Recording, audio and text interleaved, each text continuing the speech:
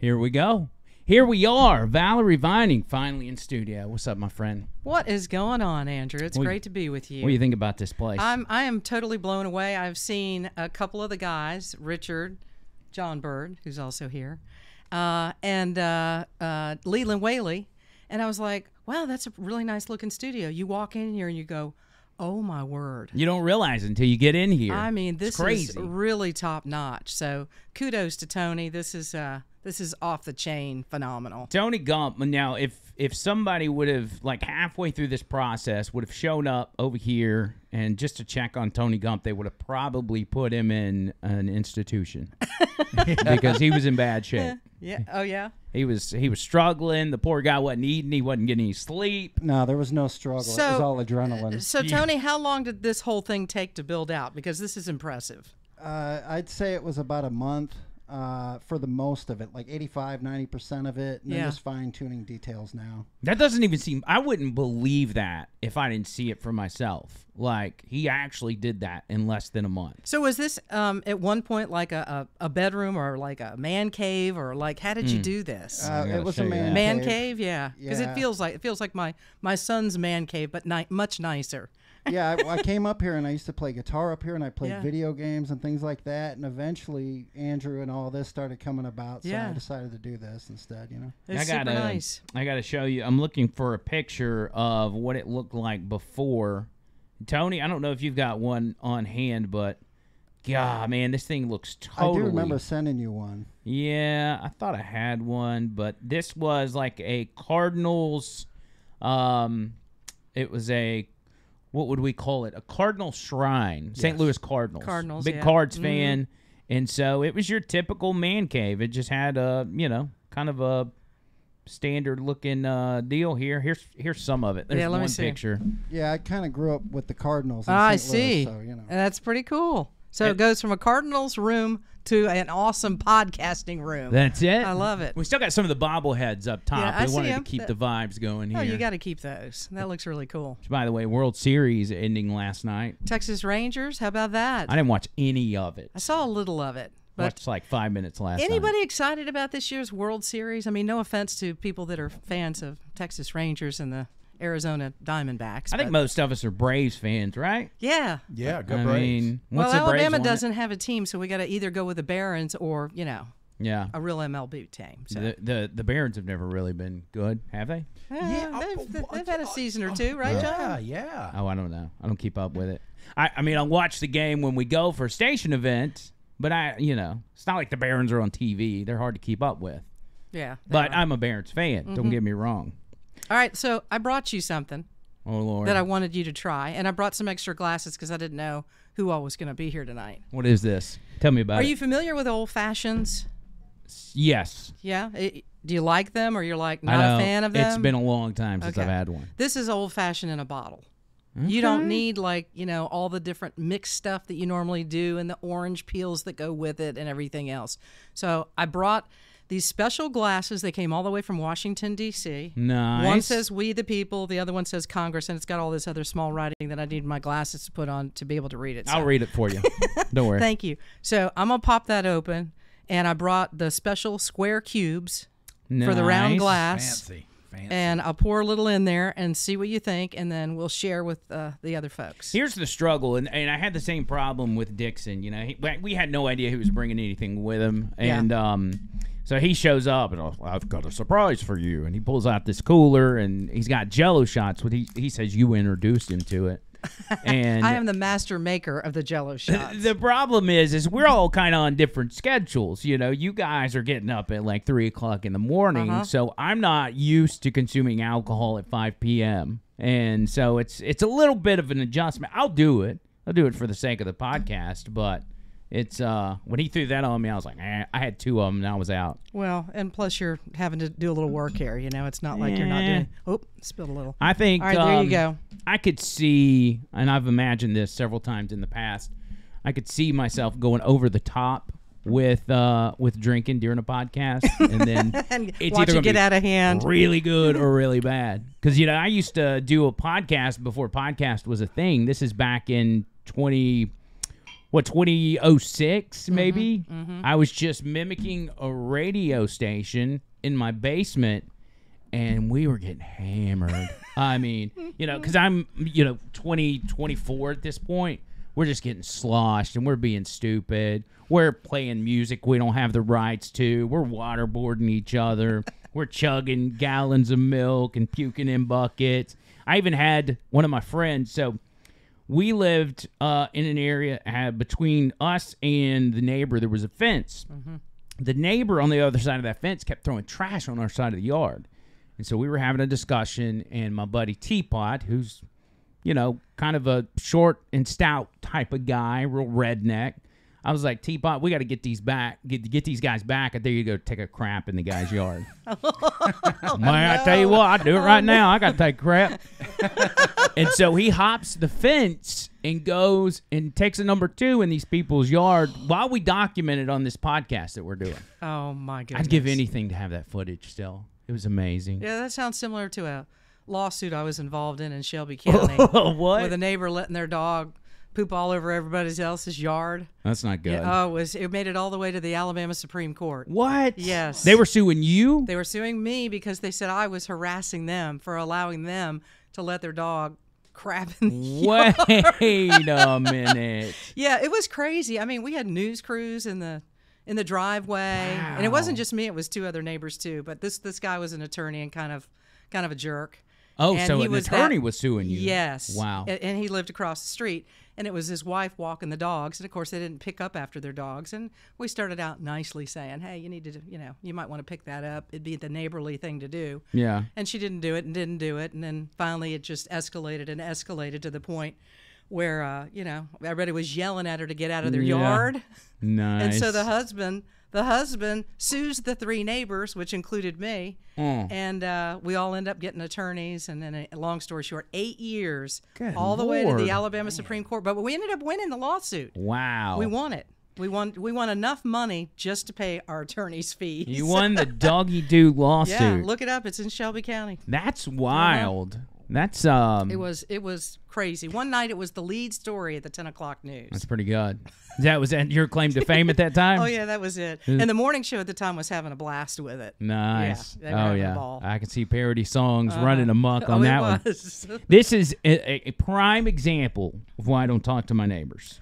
Yes. I mean, Be kind. if your dog shits in my yard, I'm just going to be like, whatever. I would rather pick that up than talk to you because you can't trust them. You can't trust these people. I had a situation just 2 days ago where my stupid dog got out and we couldn't catch him. And he apparently barked a couple times in the neighbor's yard, and he gets pissed off, and he comes over and starts yelling at the girls at my house. Before I could confront the guy, he was already gone. But I'm like, and this is a guy that's got these hot rods in his garage, and he just cranks them and lets them sit in his garage yeah. while everybody's windows are rattling. And I'm like, the audacity of this guy.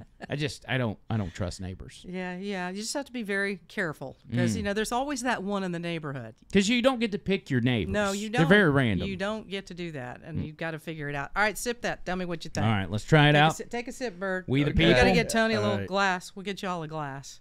See what you think. Okay, here we go. Oh, that's good. You like that? That's good. Now, I know, what was it that Leland brought? It was Maker's Maker's Mark, Mark. some sort of special edition. So, Maker's Mark, okay, I get that. This is very different. This has a little bit of sweetness to it, just a little bit. It's got some orange to And a it. little bit of orange to it. That's right. But how nice, how smooth is that? It's so good. It's pretty good. What's the alcohol content on it? Oh, 120 or something like that. Really? No, I'm teasing. I'm teasing. Oh, No, I was like, that's pretty good. I don't like know what that. it is. What is it, John? I think Can you read it? Read it. Read it, John.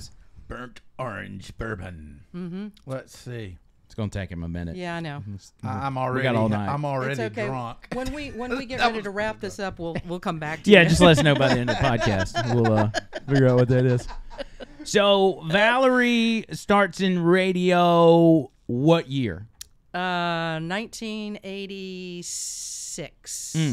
Yeah, were you born? I was going to say, is this the part where I tell you how old I was at the How time? old were you? I was One. One. Jeez. I was born in I'm 85. old enough to be your mama.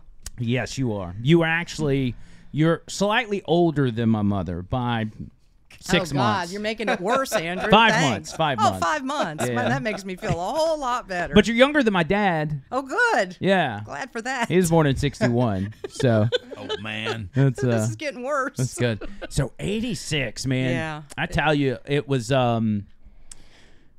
watching watching documentaries or just the way things went down in the 80s and the 90s in radio Was crazy. that's the inspiration of why I wanted to be in radio. Of course, now that I'm here, it's nothing like that, but Right, it it's looked all like a lot of changed. fun. And so I kind of hate that I missed out on it. But what were you doing when you first started? You know, the evolution of that, and my very first radio job. Well, I worked at the university. I went to the University of Alabama, and they had a student station there. That doesn't really count. It's just kind Sure, of it practice, have does. fun. That was a class. Didn't matter. But the very first job I got was at a country radio station, classic country radio station, Northport, Alabama, WJRD, out in the middle of a cow pasture. That sounds country. This WJRD. girl is from Miami, Florida. The city girl in Northport, Alabama, on a ranch with nothing but cows and cow patties all down the driveway that you have to like drive around to get to this shack of a place. And you were just as happy as you Oh, could I be. was so excited. I was working midnight to 6 a.m. on Friday and Saturday nights. But I was like, this is it. I brutal. finally got, this is the break I've been needing, you know. Yeah. And meanwhile, the management's going, sucker. This girl's a sucker. But anyways, it was great experience. Absolutely loved it. And it was about probably 5 or 6 months later that they got their FM licensing and they became Z102.5. Okay. And it became a powerhouse station in Tuscaloosa/Northport. Yeah. And from there, I got hired to go to I-95, which was 94.5, one of our stations now. Yeah. Where Mark and Brian were. It was a big top 40 radio station. I mean, just, you know, off the chain good. Right. And just a powerhouse. And from there, I mean, it's really weird. Most people, when they get in radio, they're bouncing around from city to city and station to station to try to get to that next level. And I've really been blessed because I've been here ever since. Yeah. That's crazy. I mean, I've watched our company sell, I think 3 times, maybe 4. I can't tell you how many general managers have gone in the door and back out the door. A bunch of them. Program directors, the same thing. It's one of the reasons I never wanted to be a program director because I was like, well, they're here for 6 months and then they're gone. I was like, I don't want that job. Right. And now here you are. Yeah, well, you know, finally when things kind of calmed down and it wasn't that revolving door, and I was Right. like, okay, I got a great group of guys who believe in me, and you know, that's when Richard and Leland all said, hey, you know, we want you to step up and do this. And I said, I need to think about this. Yeah. It's hard to say no, but it's hard Yeah. to say yes. But, So that's actually encouraging for me because the fact that you've been through that many sell-offs. It's been unreal. I've never worked in corporate world before this, right? I've worked at 2 other radio stations. One was locally owned, and the other one has, you know, a handful of stations around the country. And so corporate world's been a little different for me. Oh, yeah. And since I've been here, it's just been this constant thought. I mean, it hasn't really been in the front of my mind, but you keep it in the back of your mind that, hey, you know, this company could just randomly one day sell to somebody else. They could. And then say, you're out of here, cuzzy. Mm-hmm. But, you know, it's something I've never... I let it bother me when I shouldn't because only because I'm new to it. You, on the other hand... You've watched all that happen, have. and you're like, whatever happens, happens. And you'll get to that point. Yeah. Because one of the things, you know, Matt Murphy took off to Nashville, and we had to make some changes. And one of the things, you and I were in conversation, and I know you were with Matt at one point, I was like, we got to get Andrew. Mm-hmm. And I say that because I'm very confident in the talent that you have. And watching you just develop over this short period of time on our station has been phenomenal. I mean, it's been phenomenal. So you should have all the confidence in the world that where you are now is just the stepping stone to where you're going to go, if that's where you want to go, because I think the sky's the limit. And I think that you just keep doing what you're doing, and you can't control that. That's the thing, Andrew. Right. You can't control if Cumulus wants to sell, a cluster, a part of the station, or sell part of the stations that they own across the country off. They can do that, but you can't do anything about it, right? So you just do the best you can do, because if it doesn't work out where you're at, your next platform is wherever you want to go. Yeah. So don't worry about that. And I heard you talking to Leland about all the anxiety stuff that's going on. You're right. Don't let that play on you. Don't worry about it. I got your back. I don't know what that is. I've actually feel like over the past couple weeks it's gotten better because I've told myself, hey, and this is the advice Leland gave me. He said, you're not dead yet. Whatever that is has not killed you. So just remind yourself that whatever's happening there is not killing you. So you're good. And I think that's actually that's helped some. Yeah, I thought what he said was very good. Find somebody that you can talk to, and if it's not somebody in the professional field, just somebody that you trust and can confide in. And the other thing, you and I were talking about it the other day, and I think this would be really helpful, and it's just an observation that I've made. One of the things you said to me, you were talking about you were maybe having another panic attack, and part of maybe what's bringing on the panic attack is that you don't know what you're going to do if you have the panic attack because you're on the air. And you said, hey, I'll have something ready to go. I'll get John and work with him, and I'll have something ready to go if something were to happen. Right. I would think that would help to put your mind at ease, and maybe less than that, because, again, you've got a game plan, and maybe that's part of what you need to do in work and life is just get that game plan, and then, you're not thrown off the tracks if something were to happen. Yeah, because uncertainty drives me nuts. If I don't know what's coming down the pipe or plans change at the last minute. So I got to give Bird credit because he was the first one to say that. He said, hey, let's get a plan. We got wheel of segments out the wazoo. We can cover whatever we need to cover. And I was like, okay, yeah, well, that makes me feel a little better. That works. So what do you, here's what I want to know. I mean, you're here in Birmingham. I want to keep you as long as possible. And I may end up going before you go. Yeah. Because we were talking about age a little while ago. Well, let's hope not. Like retirement might be down the road a ways. I mean, your chances go down since you're working with Dixon, but let's just hope. Between Dixon, me, and Bird, I mean, I don't know what's going to happen to us. I don't know who's going to fall first. I will work until I'm 89 and drop dead. Richard said the same thing. And that's not my intent. At some point, I would like to retire, and I don't know when that is yet. I mean, if I had a regular job, I would want to retire. I don't know that I'd want to retire from this, though. Well, and I don't mean like retire, quit forever, right? But maybe do something on a part-time basis or something like that. I mean, you're the age difference is a lot different. You're in a different world than where I am with it right now. Well, you mentioned the whole hopping from city to city, and tons of radio people have done that. I know AJ's done that. Several Dixon's done that. I don't know how anybody would have ever done that. Like, I got married to my kid's mom. I got engaged in 18, like 3 months after I got out of high school, was married soon after that. And so my whole adult life, I had this responsibility of a family. I couldn't have just uprooted people and gone to, of course, no radio station would even let me intern for about 10 years, until I got out to Anniston. But I don't know how people did it. I mean, if you're single, I guess, and you can just kind of do whatever, but moving's terrifying. It gets more complicated when you're married and your spouse has a job that's, pretty rock solid, and you're in radio. And then when you have kids and you've got them in school, and, military people do it all the time. They move from place to place. But, it's not easy, and I think most people would like to, put the roots in somewhere with the kids and the spouse and stay wherever it is that you're at. But, in radio, and it's changed. It really has changed a lot. It's a lot more... when you get somewhere, if you want to stay there, you can stay there. Before, it was like you're constantly looking over your shoulder going, okay, where am I going next? And I was just fortunate. I don't know how I did it. I'm one of the rare few people that have been able to stay in one city, and my radio career, for the most part, 35 years, has been in Birmingham. Well, one of the things that people still ask me about it today, but I had always assumed was a thing, is when you get into radio, you've always got somebody over to the side that's looking to steal your job, looking to stab you in the back. And I have yet, except for one time, one guy who was a no-talent hack, so he couldn't steal his own job. But I've never really experienced any any situations like that where, unless I'm just oblivious to it, where somebody's like, oh, yeah, I'm going to get your job. Yeah, and that's one of the things that's changed, too, because all of the mom-and-pop radio stations around the country got gobbled up by some of these big companies, and there's only a few of them now.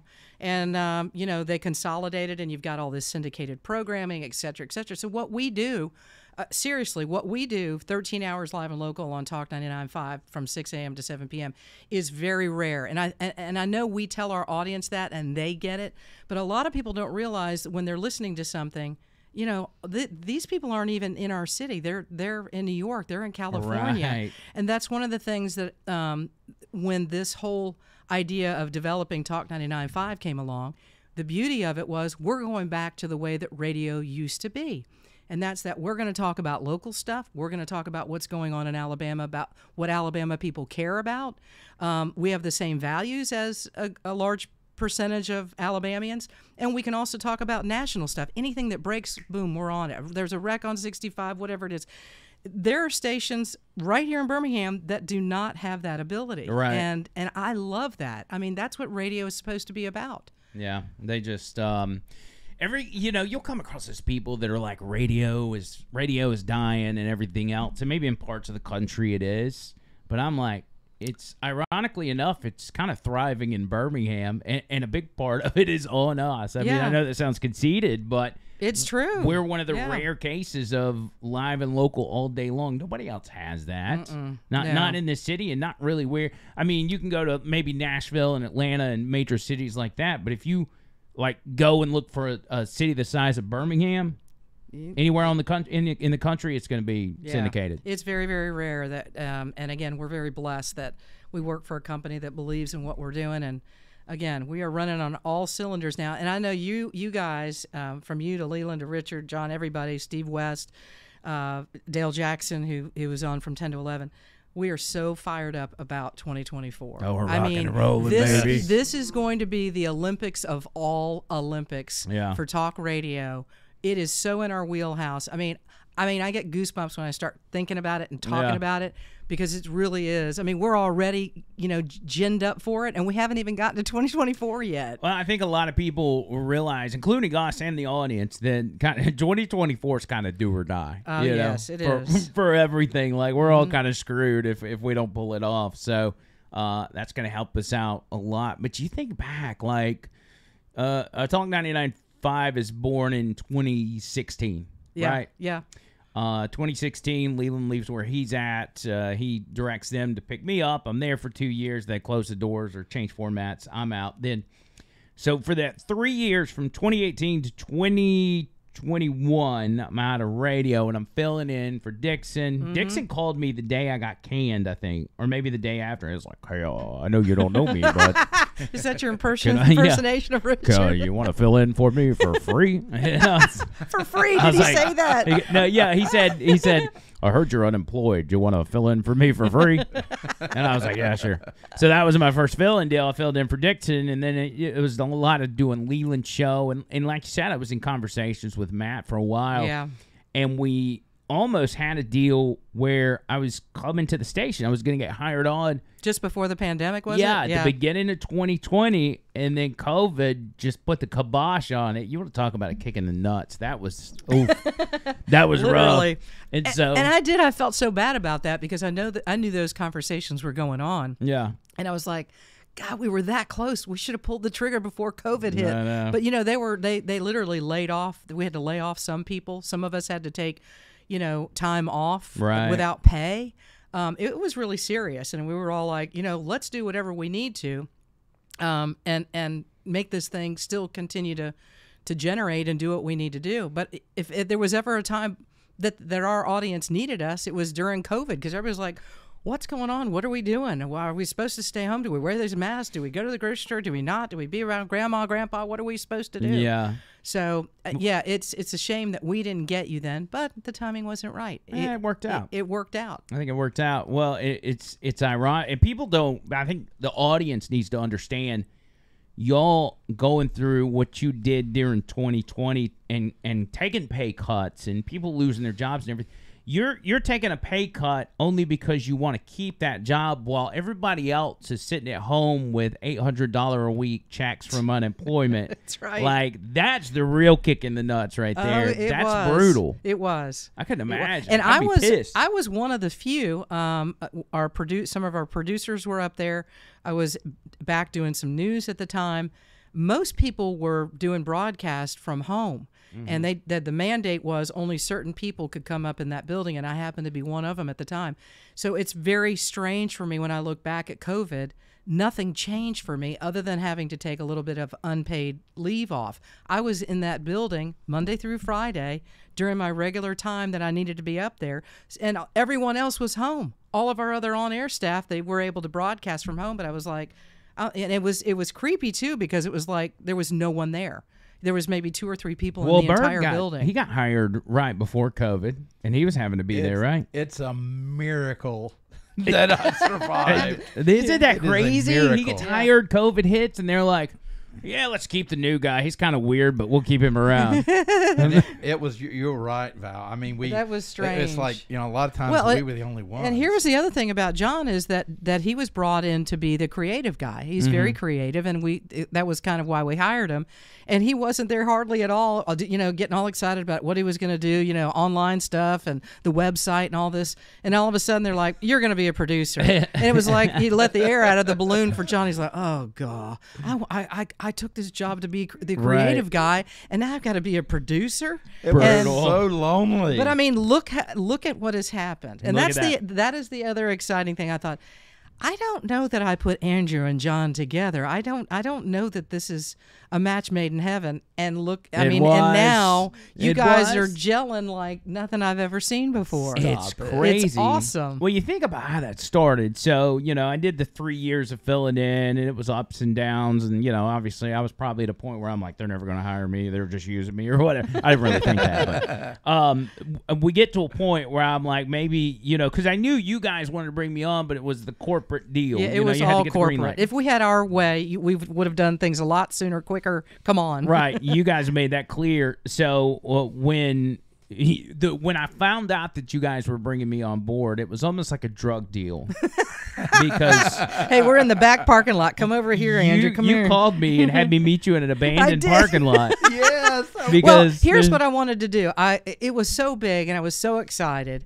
I didn't want to on the phone or to text you, hey, Andrew, you're hired. Right. I wanted to see you in person and say, hey, congratulations. Yeah. You got the gig. What a feeling that was. And so That's I know that crazy. was weird, but I was like, meet me up at the Ashley Furniture parking lot. If you're over by the Galleria, that's not far from where I live, and that'll just be easy. And I know you were like, this is weird. Why is she wanting me to meet her in a parking lot? And I was like, she's... I was like, well, what's going on here? So that happens. That's actually when I first found out Murphy's going to Nashville. So we wait that whole thing out. I come in. I go back. I'm going to be honest. I go back and I've listened to a couple of those first episodes, and they were pretty cringe. Even though I was still doing the Over the Line podcast, it was a different format. I was doing it on my own. But I went in. They were cringeworthy. This is before John Bird comes along, so I've kind of got, got one guy, maybe another guy. It was kind of a mix-up of different people, which makes it 10 times harder if you don't have a solid, regular schedule, guy. Yeah. And I don't know what I was like, dude, why do you sound so down? Like, you should be excited. You finally got that job you've been fighting for. And then I don't remember what happens. Maybe somebody quits, but then John Bird comes over to my show, and I kind of analyze the guy. I'm like, okay, we'll see what we can do with this. And it's been uphill or downhill ever since, in a good way. Which is it, uphill or downhill? How is it in a good way downhill? Downhill in a good way that we don't have to use any gas because we're coasting. Yeah, you're coasting. Now we're in neutral. Hey, and I do want to say this, and we don't talk a lot about on the air ratings, and ratings is some of what we do ratings wise has gotten a little antiquated and dinosaurish. It's almost like there are so many different ways to determine who's listening when, not just on the radio. Now we got to deal with streaming and online stuff and things like that. But the last ratings period, I'm not. That's all I'm going to say about it. Andrew, in men, you're number 3 in the market, and you're number 1 The only two stations ahead of you in men are music. You're the number one spoken word. Really? Yes, in your time slot with men, and so with you and John, you keep doing what you're doing, and fabulous things will happen for you. Hold on, I really believe put the it. camera on me real quick. Yeah. Hold on. Yeah, there you go. Right, That's we good. go with the man, dude. A little high. Whoa, look at that muscle. I know Been it. going Is to that- Mandu. Seriously. Yeah, that's right. Wow. Mandu's been getting me in Oh shape, my gosh, baby. look at that muscle. That's So wait impressive. till people That's see impressive. this. You think they're listening now? Wait till this gets out there. Wait until you're fixed. Hey, Wait till I'm I fixing. have something I need to tell you. This is really, really important. Uh-oh. Okay. Should I be nervous? I've been meaning to tell you this, and I wanted to wait till tonight to share this with you. Okay. So that picture on the wall over there, can you get a shot of that picture on the wall over there? Happens to be your favorite, Correct. Donald Trump. Love that guy. That is a framed Donald Trump picture right there. Yeah. Okay. I know there was a little incident at the radio station with that. Correct. There was a little problem with that. Mm-hmm. That you put it up on the wall. You brought it into the studio. I happen to have a hammer and nail at my desk. Yeah, You're like, what are you doing with a hammer and nail? Listen, that happens all the time. You right? came in during the segment. Well, you were excited, and I was like, well, we need to get that thing up on the wall. Right. Andrew's ready for Trump to be on the wall. So I pull open my drawer in my office, and I always have the hammer there and a couple of nails. And Yeah. you just never know when you might need that, because the engineer never has that. So That's true. Amen. That's true. Amen. that's Frank and Todd. They never have anything. I'm just kidding. So, but I've always had that there. So I was like, I'm gonna go down the hall. Andrew's on the air talking about, his beloved Donald Trump frame print, and you're proud of it because you got it. So I was like, well, let's find a place and put it up. So I go in there while he's on the air, and there's a wall there, and I forget what was there, some kind of plaque. I think we got an award or somebody. Yeah, I think it was an Alabama Veterans deal that That's we what it moved to was. a different wall. So I go over there, I take that off, and take the Trump picture, and we put it up. I was like, boom, that's awesome. Looked great. Absolutely It's beautiful. fantastic. Yeah. And then Richard Dixon comes in and has this great idea that Oh, here we go. we should play a little trick. We should play a little trick. I'm coming clean. Okay. So I was like, okay, let's take the picture down, and I'm going to go, there's a prize closet in the hallway, okay, that never gets used anymore. There's no prizes in there. I think there's like 30 cases of bottled water or something. That's all that's in there.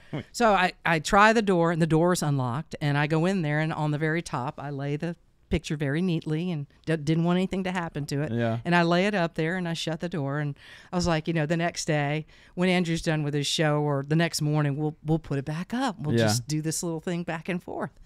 So the next day I go back. I said, Richard, I'm going to put it back up. And he's like, yeah, let's put it back up. And I go to the door's locked. Oh, no. I can't get to the picture.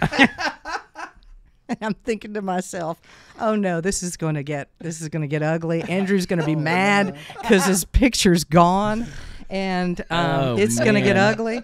So I went to Todd and Frank, the engineers. I said, do y'all have a key to the prize closet? And Todd's like, why do you need to get in there? No hammers, no nails, said, no "Look, keys, there's nothing. nothing. It's very hard to find anything in that building." And I said, there's a picture in there I need to get that's in there. And he's like, well, I got a key around here somewhere. I'll get to it. So it was like a couple more days go by, and I still can't get in the prize closet. So finally, I get in there, and I'm about to hang it up. And without naming any names, somebody said, that could cause a little bit of controversy with maybe other people from other stations walking past and seeing that. I was like, it's our studio. It's our studio. Really? Exactly. But I didn't fuss too much. I didn't want to push. And I said, I understand what you're saying, but okay, well, there's some other signs in there we probably need to take down too. Right. And I was like, okay, I get it.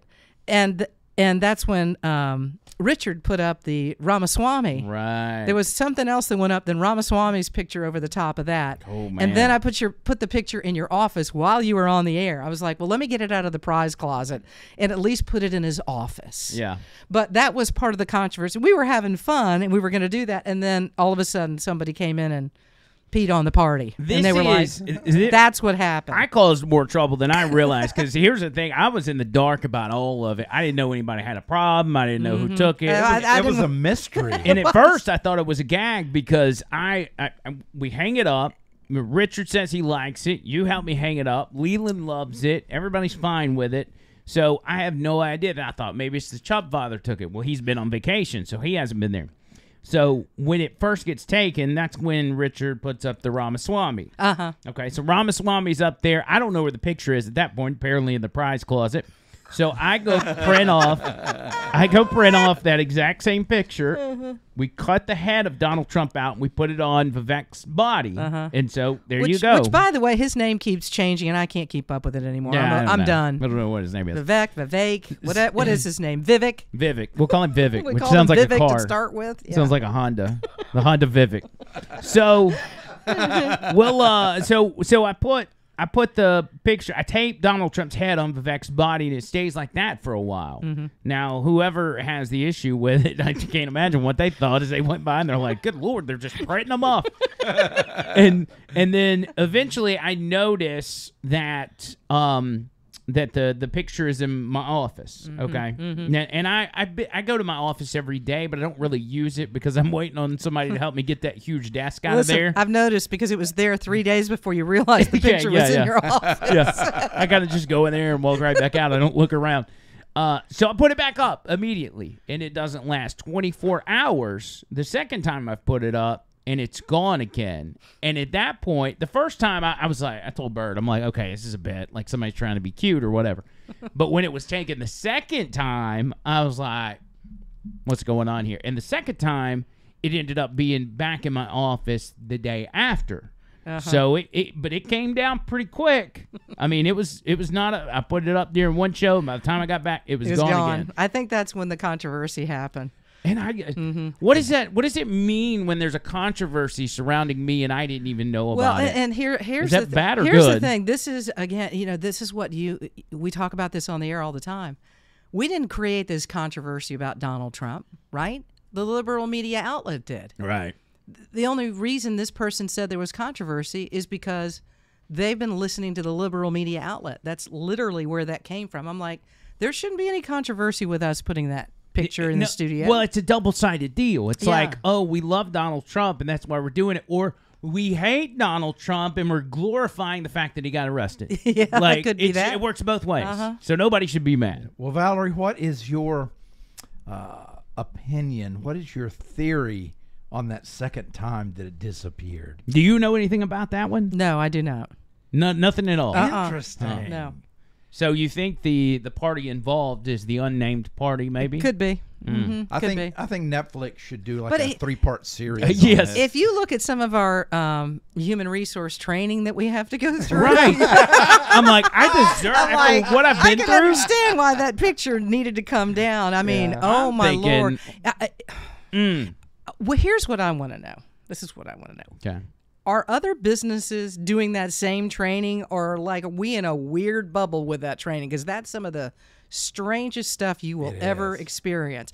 I almost want to take it and go, y'all, look at this. Especially, well, I don't want to get too deep because I'm in management. I'm gonna get in trouble. But it's like way over the top. Yeah. Like somebody did not come up with this program from Alabama or even the South. No. I'm thinking they Or live with a in Los brain. Angeles. They're in Portland, maybe Chicago. It's honestly a good idea because whoever put this together has sold it to a bunch of big corporations and is making a lot of money.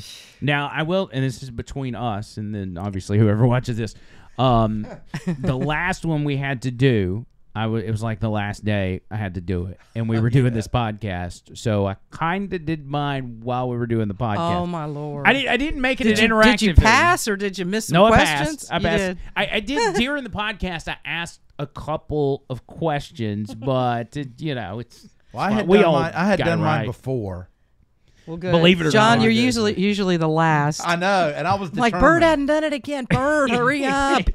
I was determined. I got it done 2 weeks early. Yeah. Well, it was a controversy because when I brought it up, I asked Bert if he had done his. He's like, I actually did mine 2 weeks ago. We were like, no, you did not. You did not. Yeah. We made him look at the camera and say that he did it 2 weeks ago, and he actually did. There are, I constantly get emails. Hey, don't forget so and so hadn't done their training. So and so, and I'm like, it's always the same suspects every single time, and not just on our radio station, but we have 2 other stations, Right. Hot and Jocks, and it's the same people every time. Don't make me tell you who it is on Jocks. You can probably, well, I don't know if you can guess, but I'm not going to tell it. Do you feel like, and I love the Jocks people. I Yeah, really they're do. good guys. Great yeah. guys. But sometimes I feel like they're more serious than we are.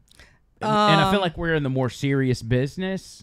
But and I get it because listen, on Saturday Tennessee football, I'm yeah. serious. Yeah. Okay, I'm overly serious. But I feel like these guys are more serious than we are. Like if there's a gauge, we're like a 7, and they're like a 9.5. Because they go so in depth, and they're so.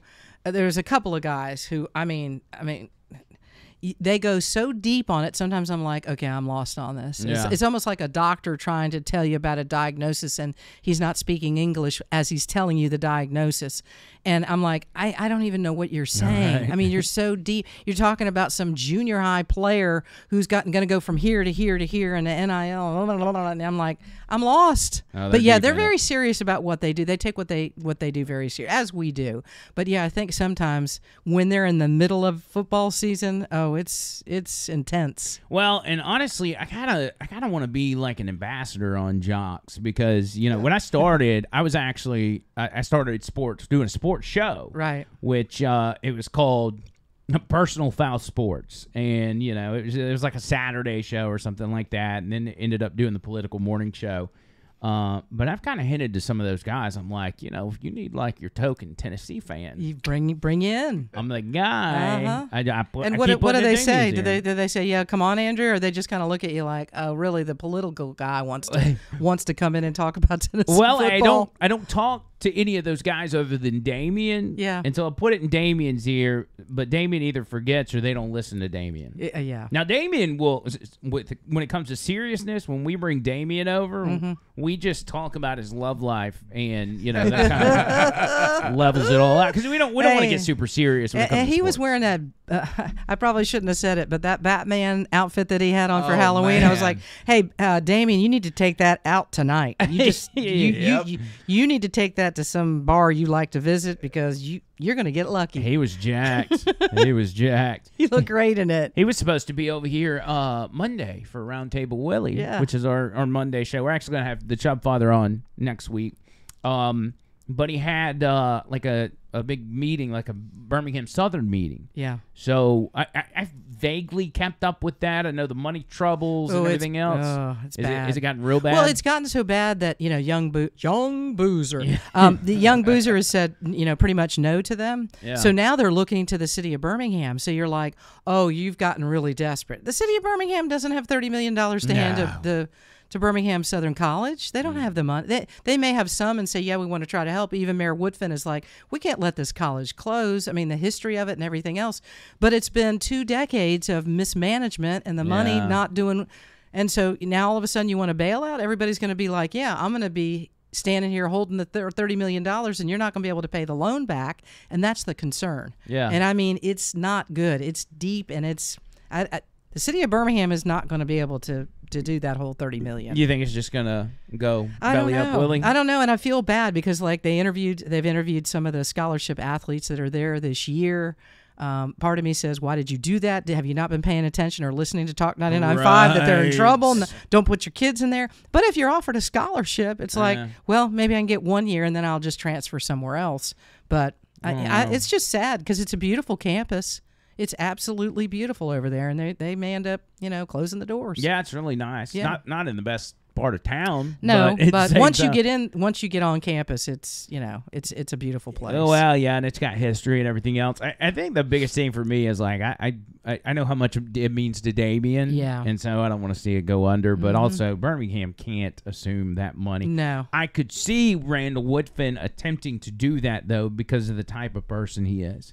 He's so woke he can't stand it, and he want, and I talk about this on the show. He's looking for federal fame, if you will. Yeah. He's looking to make that next move. Right. Yeah. He's hitting these hot button issues. He's talking about the abortion issue and a lot of stuff that's not relevant to Alabama. And it's like, we see where you're going. Yeah. We see it. Well, Richard and I have been talking about the tiny house thing, and that I'm just like, look, there's plenty of places for those that are homeless. I'm not, I have nothing against those that are homeless. I understand that situation. But tiny houses is not the answer, because what you're going to do is you're going to have the homeless from Portland and other cities going, oh, Birmingham's a lovely place. Right. They don't have very many homeless people, and we're going to get taken care of really well there. No. Don't start inviting that. Don't start inviting that. It's just, let's take care of what we have and try to improve that situation. It's just common sense. It is. I mean, I'm not a master legislator. I'm not a policy genius, but you can most see of this it. stuff is common sense. Yeah, it is common sense. And they don't get it. Nope, they do not. By the way, congratulations on being the second person ever to invite John Bird to hang out outside of work. Absolutely, You're the second person I love to ever John do Bird. that. John Bird and I. Do you know how far back we go? Do you know? I mean, seriously, we're the same age, and we go back. How many years? Like close to 30. We're 29 years. 29 years. 94.5. Yeah. Is that when we did that start? Makes 94.5. The story on that was this was the story. I took a job at I-95. Mark and Brian left to go to L.A. I was doing middays. And a couple other moves happened, and then they hired Jack Boston and John Bird. They were a team together from North Carolina, and they brought them in. And so we were all working together. They were doing the morning thing, and then I would come in after them and do the midday show for 5 hours, 10 to 3. And we ended up one night out at the Hoover Met for a Barons baseball game. Yeah. And it was... I've never seen it that packed. I mean, almost every seat in the house was taken. All the suites were filled, and it was because Michael Jordan was there playing. Yeah. Packed out. I mean, just incredible the number of people that were there. The Space Jam days. It was, yeah. So we were there, and we were up in the... And I think you guys threw out the first pitch. Did you throw out the first pitch that night? Yeah, we lost.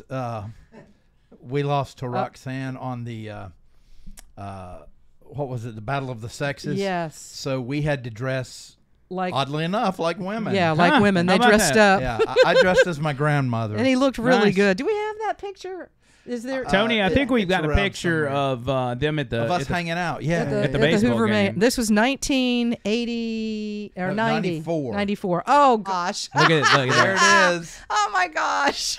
Beautiful. That was so much fun. It was. We had. I mean, Gosh. look in the background at the number of people. I mean, the Hoover Met has never seen anything like that That's before in their crazy. life. And Jordan got up, and the place went nuts. It just every time he got up, they wanted him to, Yep. hit a home run or whatever. And we were out And he there. never did. We were out there for the radio station, and were you guys dressed up that night? Was it earlier, and then you got changed into No, I think regular it was clothes? It was another night. It was another night. Okay. Because I was so proud because Michael Jordan actually looked at me and put his head down and shook his head. I was like, oh my gosh, that's my moment. That is your moment. And Michael Jordan being a UNC guy, that's Yeah. kind of a big deal. It's a big That time is. for you. That one, you guys great look like... Am I wrong to say that Bird looks a little like young Matt Murphy in that picture? He does. It's, He the, did. it's Yeah. the glasses. Yeah. Jack Jack was so talented. Jack Boston was so talented, and we lost him. I forgot what year. 2008. 2008, he passed away. But just a wonderful guy, very talented, and you guys were a lot of fun together on so the much air. fun. We had it a great was team. fun. We had a great team. Yeah, that was a good team too, man. By the way, you mentioned Roxanne. I love Roxanne. She, I only worked with her for a couple of years, so we only known each other so much. But I always enjoyed hanging out with her. You don't have to. I'm trying to figure out how to ask this. You're podcasting. You're good. Who's Yeah, the you're worst person to work with in your career? Oh my gosh. Hush, I have to Bird. name the person. You can write it down and I can say it. I'll say it, and he's an okay guy, but working with was pretty much a jerk. Yeah, that's what I'm looking for. Ooh. Paul Castronovo. He's down in South Florida now. I forgot what station he's at, which is weird because that's my, hometown. Yeah, right. But that's where he was from, and then he came up here, and I think it was Rock 99 at the time, which is the frequency that we're on now, but when it was a classic rock station. Paul came, and I think Roxanne worked with him for a little bit, and she would probably say the same thing. I can't speak for her, but God, just a jerk. And it was like, just be nice, just be nice. They're just a personality. He just was, I don't know what it was. Just rubbed everybody the wrong way. And so he's back in South Florida doing his thing. But, I can't say that about a lot of people. I mean, most everybody we've worked with, it's always been fun, good people. The interesting thing about radio, and you brought it up a little while ago, talking about, being in radio in the 80s and the 90s. Right. And John experiences too, is all of the different things that we went through. The reel-to-reel machines, and the turntables, and then a reel-to-reel, and the cart decks, and then we went to CDs. I think at one time we used cassettes too. I mean, it was crazy. And then finally, I'll never forget, Frank Giardino, we were over on Highland Avenue when it was I-95. This is how long Frank and I have worked together, almost 30-plus years as well. Crazy. So we're over there, we're talking, and he comes in and he goes, oh, yeah, one day all of this will be automated. And my jaw dropped, and I got quiet, and I looked at him, and I said, excuse me? He goes, yeah. Oh, because it was finally one computer came in, and I don't even know what it was for. But he said, all of this will be automated. Everything will be on computers, and all of these carts and these turntables and that whole wall of carts in the back. It looked, if you know what an 8-track was, you'd grab it, it'd have one song on it, you put it in the machine, you hit the button, and the one song would play. The back wall was covered in those. He goes, all those will be gone. Everything in this room will be gone. All you need is a little counter with a couple of monitors. Right. And I was like, no way, Frank. I said, no way. He goes, oh yeah, it's coming. And he was absolutely right. It was about 10 years later, maybe 12 years later, and I was like, he was right. He is absolutely right. I mean, back in the day of carts, being a radio disc jockey had to be like manual labor. Oh, it was. You had to plan for the bathroom break. You literally. I mean, that's not a joke. It was like, okay, I've got a 3.5-minute song. I can't do it then. I'm gonna have to hold it. Here comes a 4.5-minute song. I think I can make it. As soon as I hit that, to the door, and then invariably somebody would be in the bathroom in the one stall that's in there. You're like, hurry up, I've got to go. And if you had to do the other, well, you were out of luck. You better have somebody come. I mean, literally, you had to, and it was 24/7. 7 days a week, 24 hours a day. There was no syndication. There had to be a body in that studio all the time to hit every commercial, hit every sweeper, hit every song, and hit every mic whenever you had to talk. I mean, think about that for a minute. Well, and I think, at least this is my perception of it, the way music radio was back then, you would be willing to bend over backwards to be a part of that. Oh, it was like you were a rock star. Because that's what I grew up, and what this is why I wanted to get in radio, is because the people I was listening to on the radio, you included, it was like, these guys are just as big of rock stars as the bands that they're playing. And I want to be a part of that. They're going to the concerts, they're introducing these bands, the bands are coming in studio. And so that's what I wanted to do. And then I got to a point where I was like, I'd rather gears. talk all day. Yeah. So. Yeah. And that's the thing. A lot of people were like, how can, to make that transition from, hey, I'm talking for 30 seconds over a record, to sitting down and doing a 4-hour show, that can't be night easy. and day. There's no. When did you first make that transition? Gosh, I guess it's been. Matt and I were doing a couple of hours together, an hour, when we were on the AM. We were on the AM frequency, and that's when then we got on 100.5 for a little bit. That got taken away, and it went over to Jocks, because they had to put ESPN or something on it. But Jocks number 2. Yeah, Jocks, whatever, 10, 12, whatever. I don't know. It's crazy. So a little bit of that then, and then, it's just mushroom from there. So it's just so I understand, because I don't think I know, you were on 100.5 WAPI? Yes. Okay, so. And then we went back. They took that away, and we went back to the AM, WAPI 1070. WAPI 105 is you, Murphy, Leland, and Dixon? I'm not sure Leland was there yet. We pulled Leland when we went to Talk 95. 99.5. Yeah, but I think his previous venture, he and AJ right, were there. there was a point there. Yeah, previously. Okay. Then he left, and then he came back. And then the reason, and this was after he left, the reason y'all went to AM was because they pulled the FM 105 over right. And so poor Matt and I were sitting there going, we're in a wasteland. Yeah. We're like, is anybody listening? To go from FM to AM, like, hello, is anybody listening? That's kind of a big deal. Oh, it was like, and both of us, and we had these conversations. How much longer do we do this before we say, okay, we're going to go do something else? Yeah. Or, find another radio job somewhere else, because this is not good. But at the same time, the wheels were turning to, hey, let's really try to get this on an FM. And it took Matt and a couple of others. Ryan Haney was a part of that too. He's our operations manager and the program director of Jocks. Took a couple of brains going to the market manager at the time, who was David Walls, and saying, look, we can make this work. Yeah. You have to believe in us. And then, of course, David had to take that to corporate and involve 50 other people to get the approval. Yeah. But they put a plan together, and they said, this is what we think we can make financially. These are the ratings we believe we can get. We believe we can be successful doing this.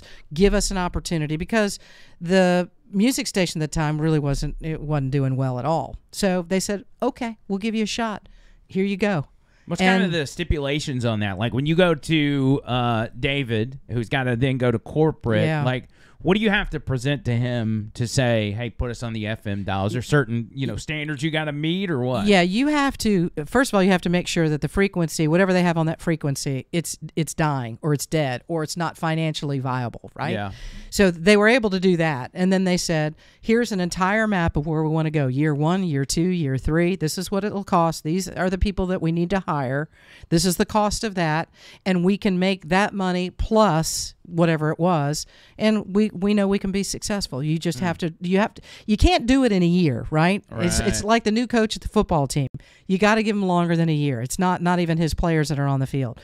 Year 2, okay, it gets a little better. By year 3, you better start producing, and I mean seriously producing, or they'll be like, hey, your idea didn't work. So that was kind of the game plan. We won't get it done in a year, but give us a little time to grow, and we'll make this happen, and we did. Is that that's in 2016 when you came over to 99.5? Yeah. Man. Yeah. So we were all so grateful that they believed in that plan, and I got to give a lot of credit to Matt Murphy, because he was the one really pushing that. He was like, we're dying over here on the AM. Yeah. We know that we can, if we get the right people and we do the right things, and we are live and local, we can be successful. That's amazing to think back that 99.5, so I got canned in 2018, and so when I was kind of hoping to get in the door, like y'all had just opened the doors 2 years prior. Yeah. And so there was no reason for y'all to even give me a thought, because you had your thing set up. You had a full roster and everything else. And I'm like, yeah, I'll just keep filling in until somebody dies or quits or something. And that's also another thing about radio, is that there's that picture in the studio of the staff at one point, and everybody we had. And I remember when we put that caricature of all the staff, and I looked up at it, and I've said it to Leland, and I said it to Matt at the time. I was like, you see that picture right? That's all going to change. Yeah. I mean, every time you get a group together, you will work together for a period of time, then somebody's going to move on. Somebody's going to either decide they don't want to do this anymore, they get a better job, whatever it is, their family is moving, whatever. But I look at that caricature now, and there's about 8 of us on there, and there's only like 3 left. Right. There's only like 3. And I said, I told y'all. I mean, but that's radio. Yeah. It always is evolving. It's always changing. People are growing. People move on. And it's just the way that it is. Well, we've talked on air before where we were going to, much like we cut out the Donald Trump head and put it on Vivek's body. Right. We were going to do that with John Bird and myself and just replace a couple of those people that aren't there anymore. Yeah. So even Lindenberg's on that picture. Yeah. Which, Andre's by the on way, it. Can I say, I feel like I got a pretty good relationship with Lindenberg. Yeah. But she don't do very good at texting back. And I'm trying to get her in that seat sometime in the future. Yes. And you talk to her at least, once a week. She was there today. She was at the station? Yeah, she comes on with us Thursday mornings at 9 o'clock. Oh, my God. So, yeah. So she was there. If I'd known that, I would have told her to hit you up. I just need her to text me back. I know. I will. Yeah. She just, and I just want her to come up here. I said, you and Superman, She come will up do here. it. I want you to hang out. Now, here's the only problem. Ani goes to, and this is not a joke. Ani goes to bed at like 3 or 4 in the afternoon because she has to get up at like 1:30 or 2 in the morning. I didn't know it was that it's early. insane. I was like, Ani, I wouldn't do that. I'm not sure I'd do that for $1 million. Maybe that's why she's not. Well, she is seeing I take my that text. back. Maybe for $1 million, I'd do it. Yeah. But I'm just saying, it's crazy the time because her body clock is all screwed up, and then when she gets to the weekend, well, it doesn't really change that much. So it may be. Well, she may be able to do it in the morning if you can do it in the morning rather than in the afternoon. I think that's where the problem is. Yeah. I thought she was just ignoring me, but No. she's ignoring me for a reason. She says, I don't know how to tell him that I can't do it. Yeah. Maybe we could do it on a Sunday or something. There you go. Yeah. That would work. But I need to get her in here. Very Yeah. excited. Do Yeah. you know who we've got coming next week? Who? We've got Angry Carrie. Oh coming- my gosh! Are coming you Thursday. serious? Swear. That is going to be crazy. And he's going to be singing his Obama song. That is going to be crazy. John Bird, what is your favorite memory of Valerie Vining? Tell the class. Oh, God. It was that day I'd shoot him out. I know that's what it was. Which, by the way, did Matt Murphy ever get physically violent with John Bird while they worked together? No, he never did because I used to be his boss. So I guess he was getting You were back his at me. boss? Yeah. Oh my gosh! At 101. Why don't I know this? You've seen him get chewed out a time or two. There's Yes, no way you have. Yeah, Murphy. Yeah, and sometimes you just have to go. I went over to the side a couple times and I said, "Don't you do that to me again." And then he was good because he's very, he's very because we're buddies from way back. Right, But right. He's very passionate, about things. My favorite moment with Valerie. Oh, There are two of them. I got 2. Oh. One of them was when that picture was taken. Yeah, That that was good. So That was fun. it was because I was coming out of the failed music world with my career trashed and everything, and then I moved to Birmingham, and everything is like new and bright, and we're just having so much fun. And the second thing was the first time I saw her when I came back. Oh yeah. I remember it that. was just like wow. It's a remember magical that. moment. Yeah, because I hadn't seen John in a long. We lost touch. I think there was a Christmas party you had years ago, and I came over to your house when we were first working together, and then we totally lost touch. Yeah, I didn't even know that you were here. Yeah, I got out of radio in 2004. I had a real bad situation. I was like, Yeah. I was done, so I was working on the fringes, doing contract work and things like that. Yeah. And then Murphy said, "Hey, Come on. Come on. And then when he said John Bird, I said, the John Bird? Like Jack Boston John Bird? And then Matt's like, who's Jack Boston? I said, never mind. And then here comes John Bird down the hall. It's like, oh my gosh. And it was wonderful to see him that's again. great. It's Yeah, it was crazy. great. It's crazy to think how it's worked out. Just like talking about the beginning of 99.5 and where it is now, Yeah. how different it is. It is different, yes. And this may be, this is a pretty solid team. That It's a we've got great now. team we have. I'm very excited about it. And we're just, the whole station's doing really great. And you guys, you and John gelling and doing your thing. And Richard and I are having fun in the morning. And that's, and Leland's doing his thing in the afternoon. Thank goodness he's doing his thing in the afternoon. Right. We talked about that when he was yeah, over here. Yeah, I'm not going to get too deep in it, but that was close. I was kind of in the loop at the time, but it was just, there was no details, and I was like, I stay out of it. It's better not to talk about the details. I'm just glad he's with us because he's so talented and loved, and so many people listen to him in the afternoon. Well, when you got somebody as popular as Leland, if they were to leave, it is a riot. Like, people revolt. It is not good. Even if they're going on their own terms. Right. Well, it was like, Tim Melton. Like, what you do with Tim Melton? He was in our news department and was working with Dale. I was like, Right. we didn't do anything. He decided that he was ready to move on to something else. I mean, we would have loved to have kept him, and people always assume that we've fired Right. somebody. We didn't fire him. He was ready to go. I think it's the years. People that listen to radio for the long time, they hear the stories of us talking about how we've been fired, and they assume that's the That's only what way you get out happened, of right. radio is you get canned. No, not always. But it's all worked out. Like I said, ratings are good. I personally, I don't even know how to read the ratings. Yeah. But I just Well, that's trust y'all another when day y'all for tell me and you. We just come in my office. I'll show you. I'm excited. I mean, now that I know they're good. If you just said, "Hey, I need to talk to you about the ratings," I'd be terrified until we got it over with. I won't say anything if I need to talk to you about the ratings. I'll just let it go. If they're good, I'll be like, "Hey, I need to talk to you about the ratings." Well, I'm glad. Yeah, I'm glad it's working out. It's good. So we got to get Matt Murphy in here. Mm-hmm. How often does he come into Birmingham? I don't think very often. Really? Yeah, I think I think J.L. Jackson just went up to see him for that Florida Georgia game, and they were together. But I don't know how often he gets down here. I invited Dale Jackson. He wants money. What's the deal? Who wants? Matt wants money. No, Dale wants $1,000 for what? He ain't getting it from me. Oh gosh. No, I'm just kidding. I'm just kidding. I invited him, and this worked out over like a couple weeks. And I said, "Hey, let me know." And he's like, "Okay, let me try to find something where I can line it up where I'm already doing something." Okay, whatever. And he never gets back to me. A few days later, because we're trying to schedule this out so we know kind of where you're going. You know where we're going. And it's part of that planning thing I told you about. That's right. That's right. So a few days go by, I hit him back up. I still don't know. A few days later, I don't know. Can I just zoom it in? I said, Dale Jackson, listen. I said, I've invited you. You let me know if you want to come on here, and then we'll work it out. But I can't chase you. I'm bringing in Angry Carrie. Because we were going to bring him on last week.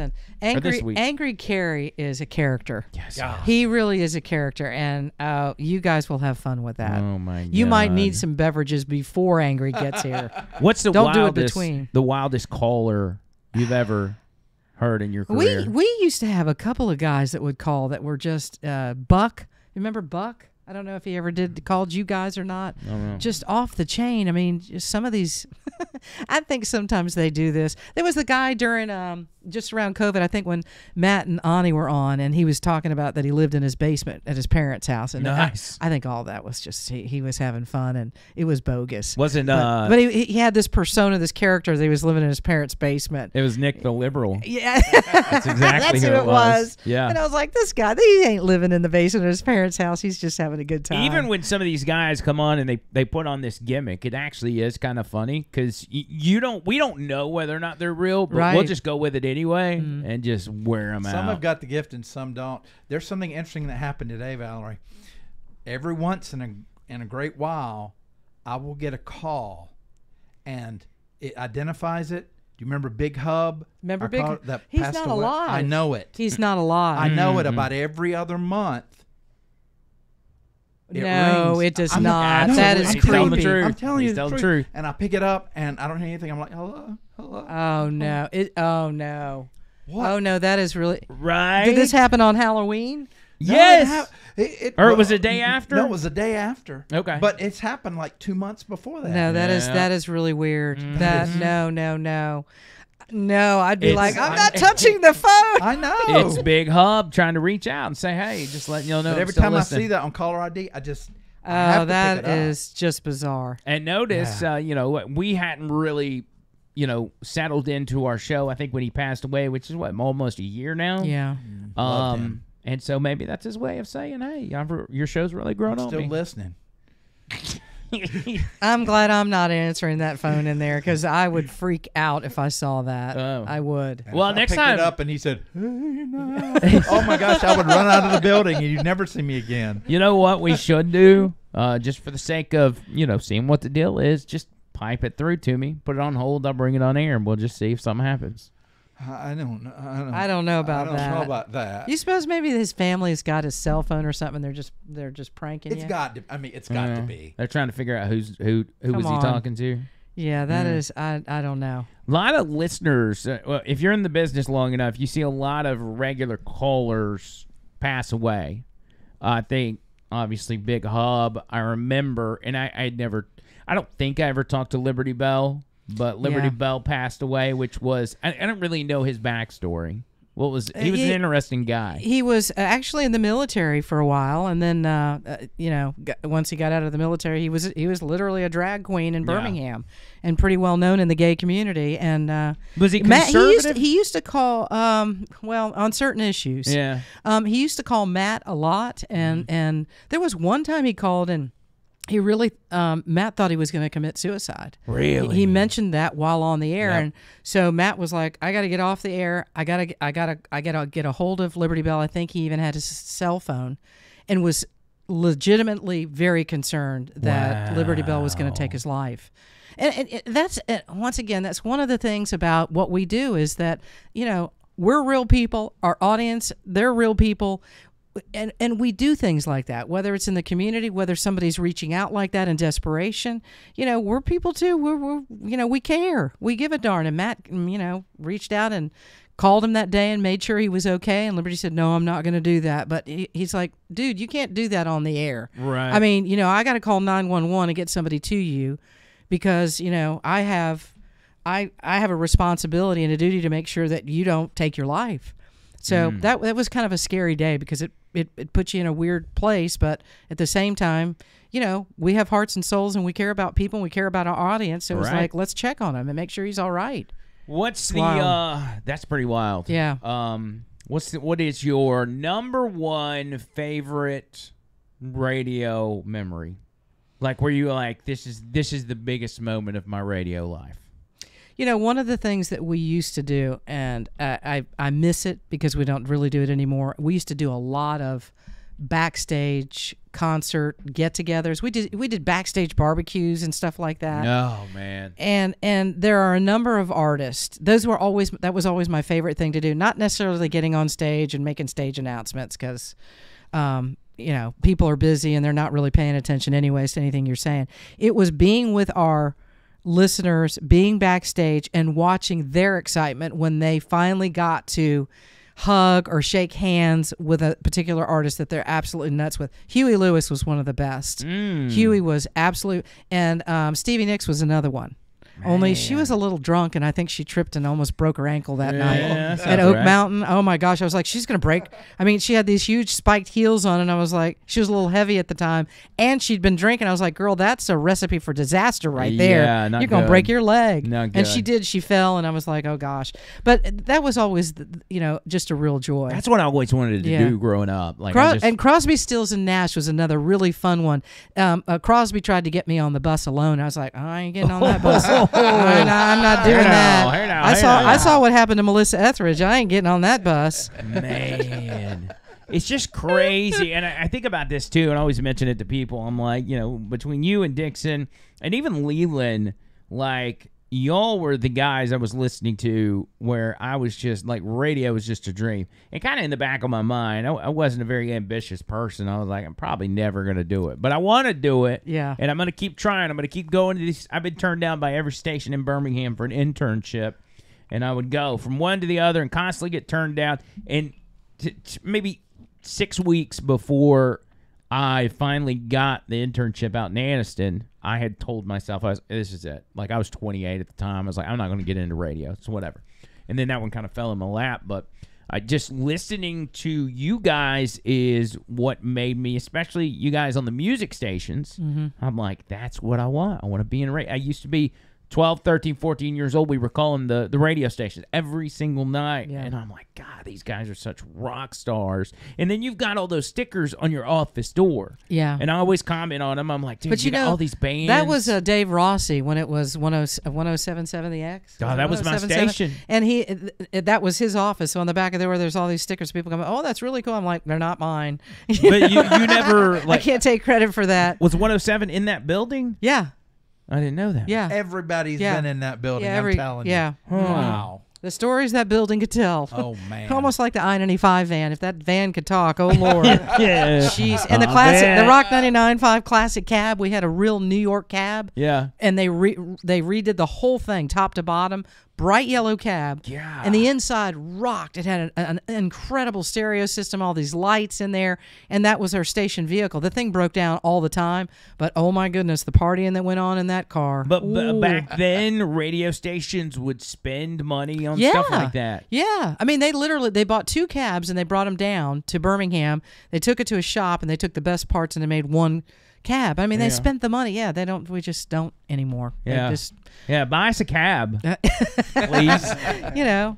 Oh gosh. That's crazy. It was fun. Those were the days. What was some really of the did you work with any of the people that were at 107? over time? No, we were, again, I was working on the music station at the time, 94.5, which, rotated about 5 other things before it, Was that turned during into the what- era of It was- Rick and Bubba on that station? Yeah, Rick and Bubba were on, and I worked with them for about 6 years. And then they went on, contract negotiation that didn't work out, whatever. It was Mix 94.5 for a little bit. Then it was Soft Rock 94.5 for a bit.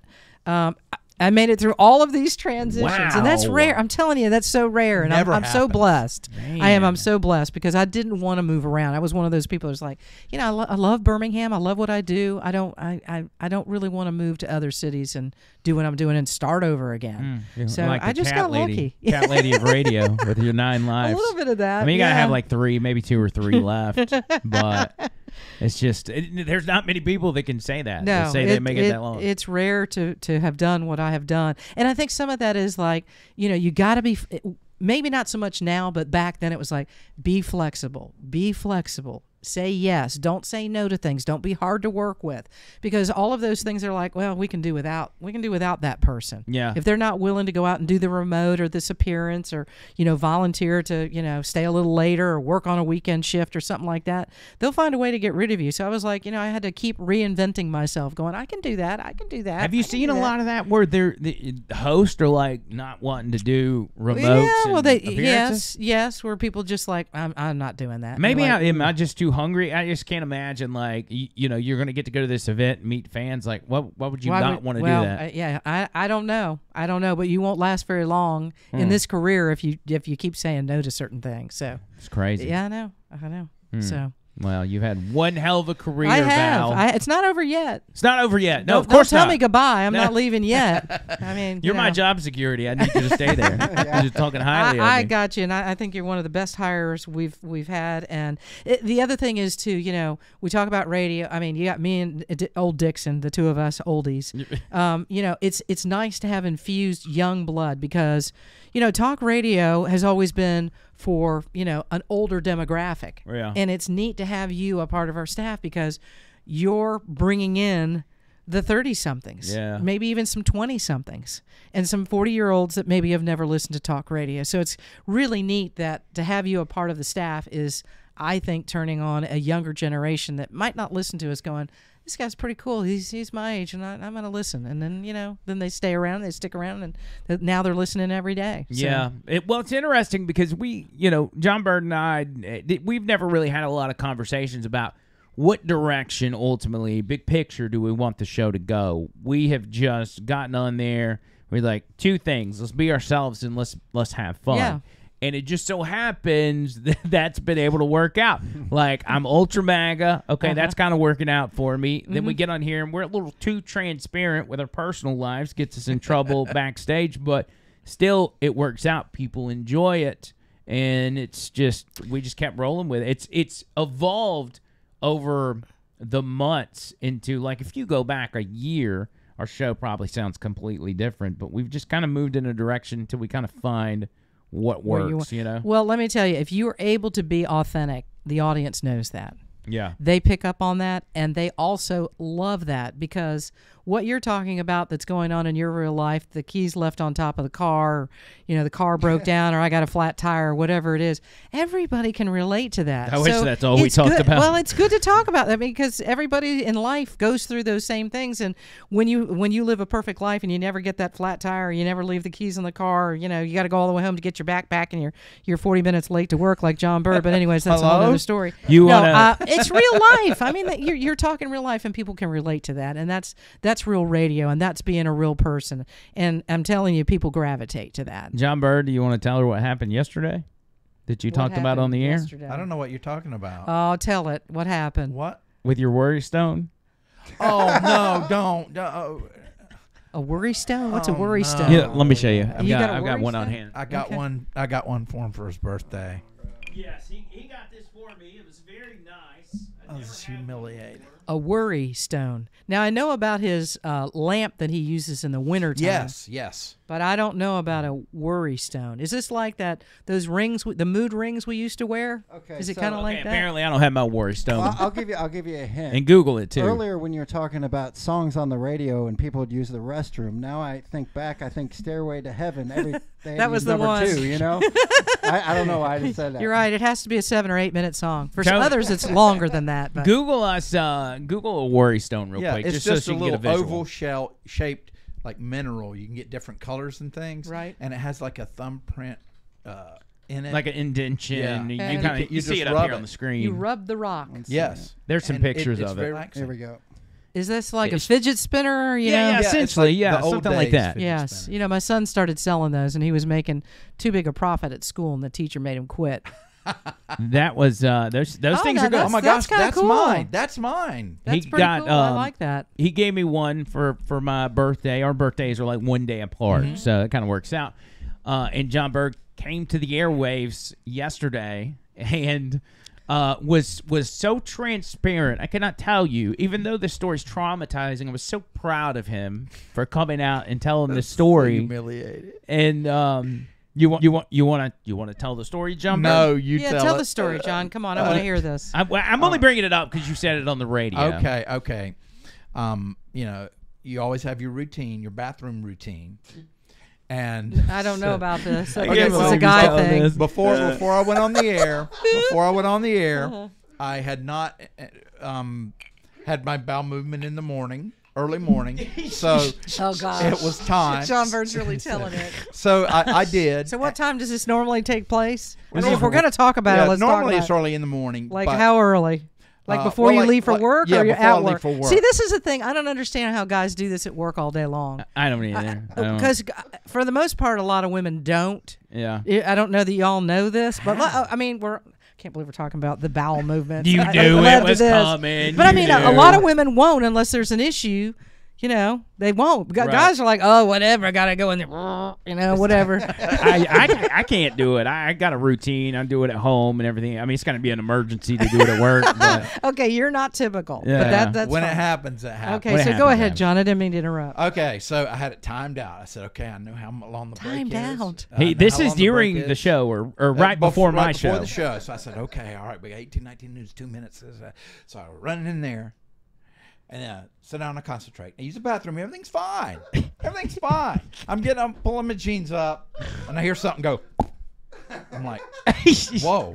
And I look down in the toilet, and my savior most days, that worry stone, Was in the toilet. is in the toilet at the bottom. So I had a choice to make. It's a life choice. Am I going to create a horrible memory for myself? Or am I just going to let it go? Well, I knew if I Let it flushed go. well, I mean, it wasn't going to go anywhere. So somebody was going to have to fish it out.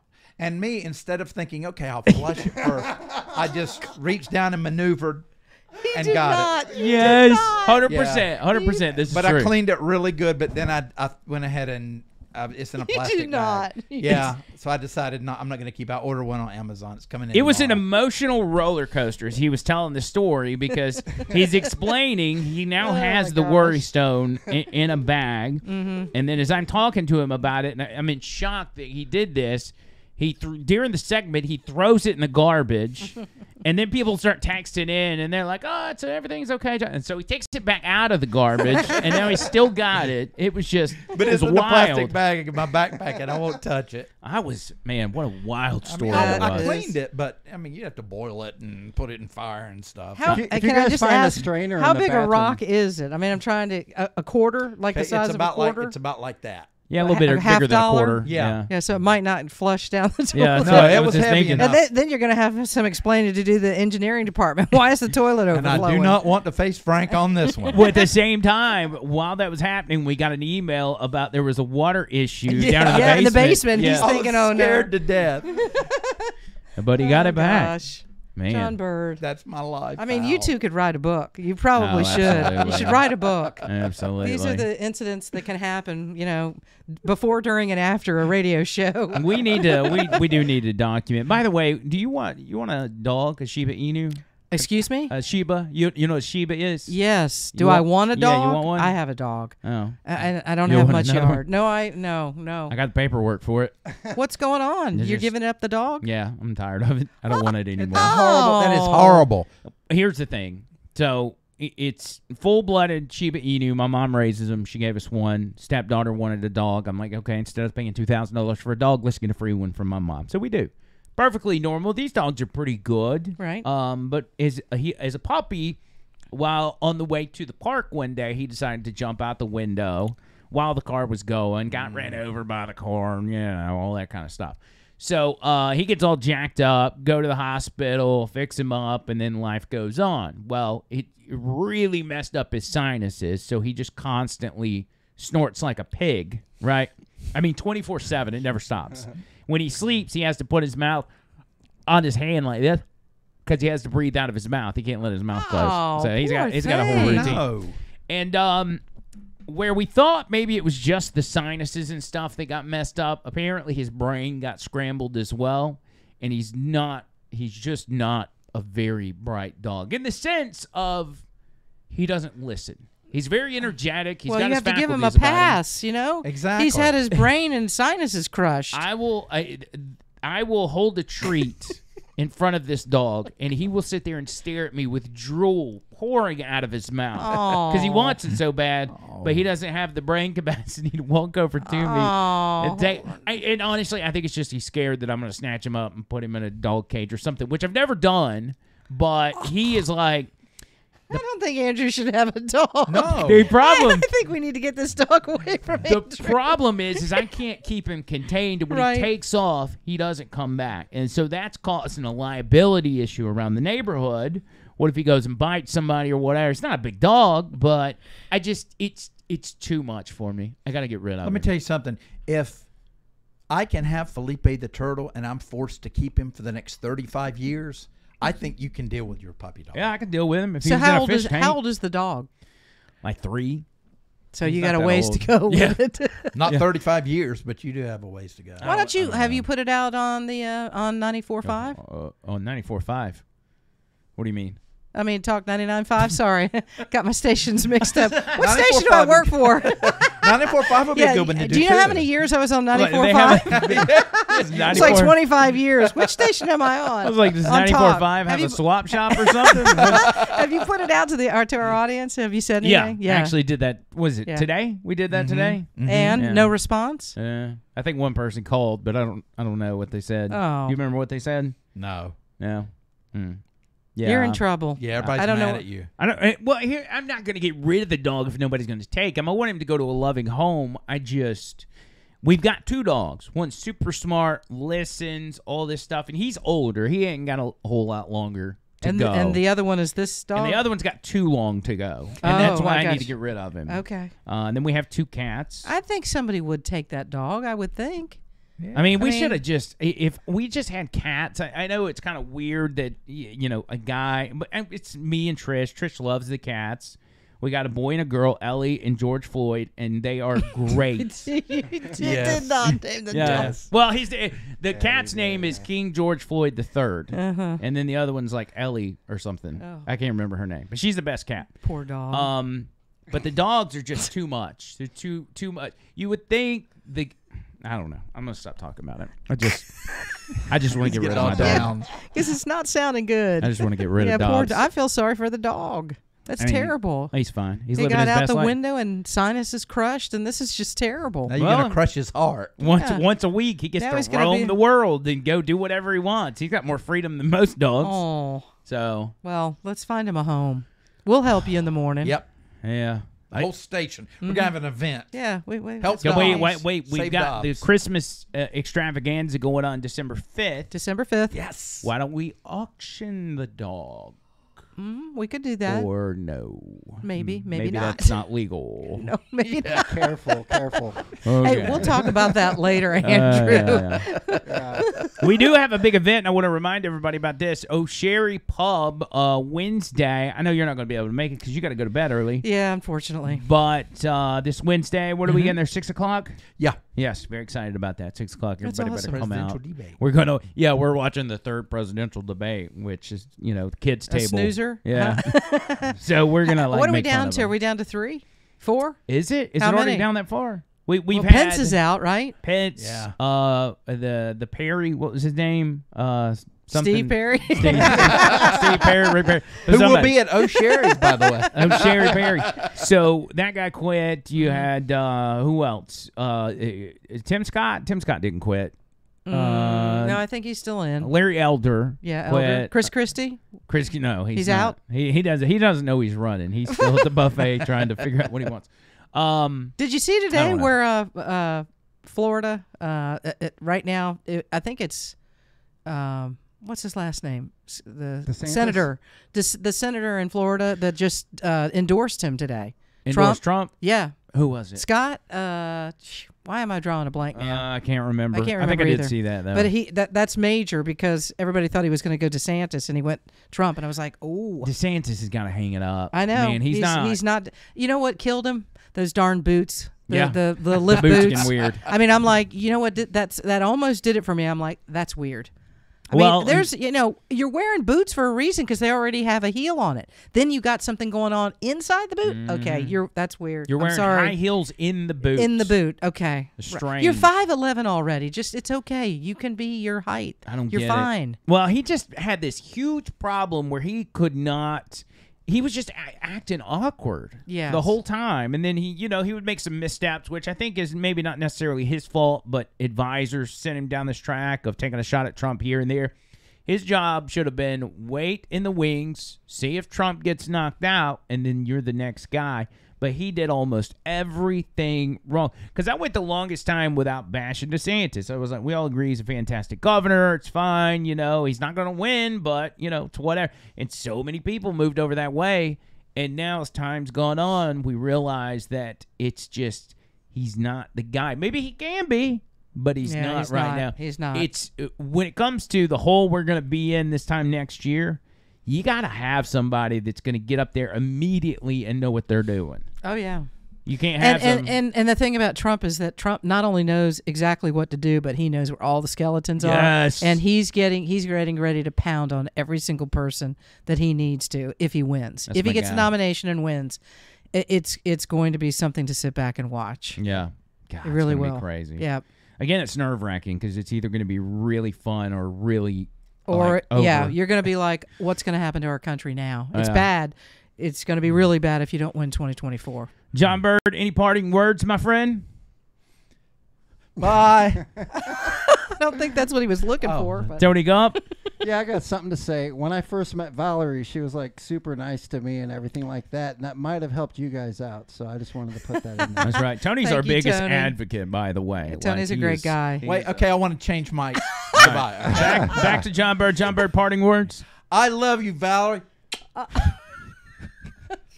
Does that matter? You want to respond to that? Yeah, thank you, John. Just save that for tomorrow. That was so sweet. Hey, just be to work on time tomorrow. We'll be good. Would Yes, you, ma'am. Yeah, I know I probably made you nervous the other day when I came in at like 10:55. Oh yeah, that did. I said to Bird, where's Andrew? He's like, oh, he'll be here. I was like, okay. The problem is like I'm trying to make sure I got everything in place, and so to the last minute, and Trisha's got to the point where she comes to the home studio and she says, "Hey, you watching the clock? I'm watching. Trust me, I'm a maniac when it comes to being on time." So it seems like things change, and you know how it is. I mean, you get ready at night, and then the next day things are like completely different. They You have are. to reshuffle the show, and so I cut it close, but. I don't know. I'm always going to be there. Panic attack or not, I'm going to be there. I believe it, and he's probably got some best ofs ready to go just in case. That's right. That's right. Well, Val, thank you for Thank you hanging for out. having me. I we appreciate can, it. We'll do this again. I'd love Not it. going I'd anywhere. love it. I'd love it. Thank you very much for having me. It'll be a good time. Tony and John and all of you guys. We appreciate it. The best team in the world. Woohoo! Rock on. All right, we're getting out of here. Until next time. See.